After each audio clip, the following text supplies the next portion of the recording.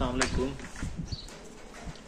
Have you ever thought कि जब आप सुबह उठते हो या whenever you are in your room और whenever you leave for your office, तो आपने कभी अपनी अलमीरा की तरह देखा है कि वहाँ पे आपके कितने कपड़े पड़े हुए हैं? Have you ever wondered about your shoe rack? वहाँ पे despite of having lot of shoes there, और कभी सोचा है कि आपने जो इतने ब्रांड्स गैजेट्स पहन के भी आपके अंदर से वो वॉइड फिर भी होता है, ठीक है?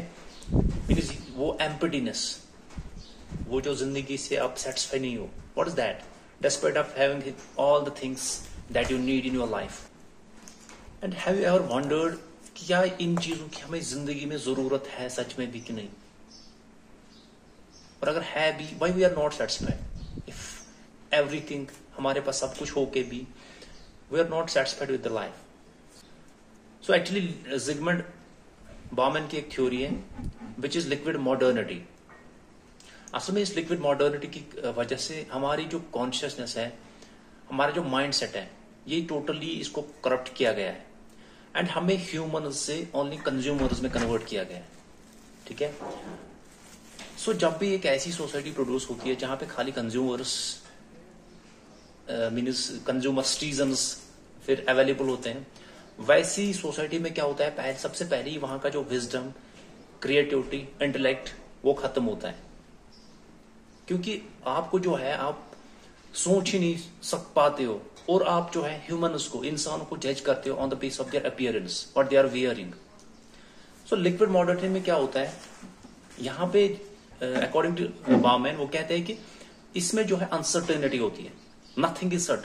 जिस तरीके से इन्होंने कंपेयर किया है हमारी जो प्रियर सोसाइटीज थी, मॉडर्निज्म से पहले जो सोसाइटीज थी, उनके सामने जो भी चीजें थी दे वर फिक्स्ड, ठीक है? उनके इंस्टीट्यूशंस जो थे, उनके रिलेशनशिप्स जो थी, उनके जो भी स्टेप्स थे, दे ऑल वर फिक्स्ड और वो स्टेबल थे, ठीक है? उनका एक रूटीन होता था कि कल हमें क्या करना है, एक लाइफ में डिसिप्लिन होता था। लेकिन हमारी जो सोसाइटी है, यहाँ पे कोई सर्टेनिटी नहीं है। कल क्या होगा, कल कौन सा ट्रेंड चलेगा, कल कौन सी चीज वायरल हो जाएगी, आपके पास स्टिमुलस आ जाएगी और आपका माइंड उस चीज को अचीव करने के लिए तड़पता रहेगा। And when you accomplish, when you achieve that very thing, उसके बाद में कुछ नहीं, ठीक है? तो लिक्विड मॉडर्निटी में यही कहते हैं जिगमंड बॉमन कि एक्चुअली इंसान को जो है, ह्यूमन्स को करप्ट किया जाए, इनकी कॉन्शियसनेस को करप्ट किया जाता है। आपके सामने ऐसे नैरेटिव्स, आपके सामने ऐसी सेंसेशंस प्रोड्यूस की जाती है जिसकी वजह से कोई स्टेबिलिटी नहीं रहती, ठीक है? आप इंसानों को मेजर करोगे on the base of there material success, on the base of there presence rather than there wisdom और इंटेलेक्ट, ठीक है? तो ऐसे में क्या होगा, ऐसे में किसी भी रिलेशनशिप की कोई वैल्यू नहीं रहेगी, ऐसे में भी किसी इंस्टीट्यूशन की वैल्यू नहीं रहेगी। Like that of religion. Religion जो है आज एक डार्क फेज से गुजर रहा है। पॉलिटिकल सिस्टम, हमारा education system mostly, so education system की अगर आप हालत देखोगे, it is because of that very thing, ठीक है?